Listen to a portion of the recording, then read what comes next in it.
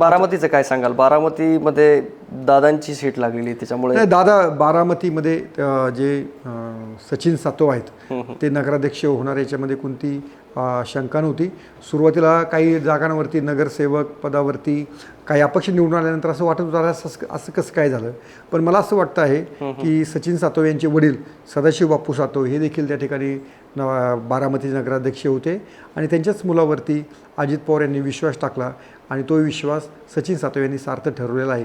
यातली एक गोष्ट मात्र झालेली आहे की जी तुतारी जी चालायला पाहिजे बारामतीमध्ये ती अजिबात चालत नाही आहे. युगेंद्र पवार यांना आपला त्या ठिकाणी प्रभाव वाढवावा लागेल.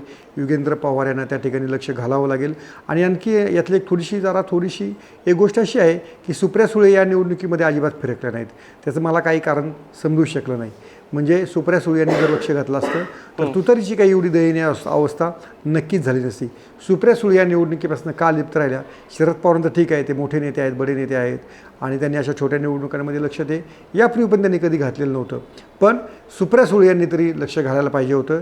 जे आपले जीवाभावाचे कार्यकर्ते आहेत, ज्यांनी लोकसभेला विधानसभेला तुतारीसाठी काम केलं, त्यांच्या उमेदवारीसाठी सुप्रिया सुळे फिरल्या असत्या तर चांगलं वाटलं असतं त्यांना देखील.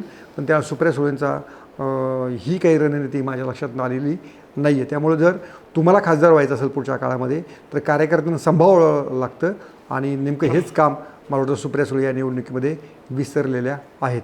तुम्हाला हा व्हिडिओ कसा वाटला आणि आमचं विश्लेषण कसं वाटलं आवर्जून सांगा. पाहत राहा लेट्सअप मराठी. सोशल मीडियाच्या भाऊ गर्दीत विश्वासार्हतेने चकाकणारे नाव म्हणजे लेट्सअप मराठी. सगळ्यांना सगळ्या नागरिकांना ती स्पीच ती लेट्सअप वरील मुलाखती म्हणजे विचारांचा खजिना. त्यानंतरच्या निवडणुकीमध्ये मला सोडून गेले. बातम्या केवळ वस्तुस्थिती सांगणाऱ्या, न प्रोपगंडा, फक्त जनतेचा अजेंडा.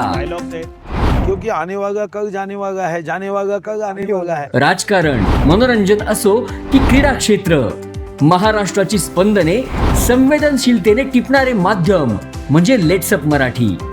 जगासोबत एक पाऊल पुढे राहण्यासाठी लेट्सअपचे ॲप, सोशल मीडिया आणि वेबसाईट सोबत कनेक्टेड रहा.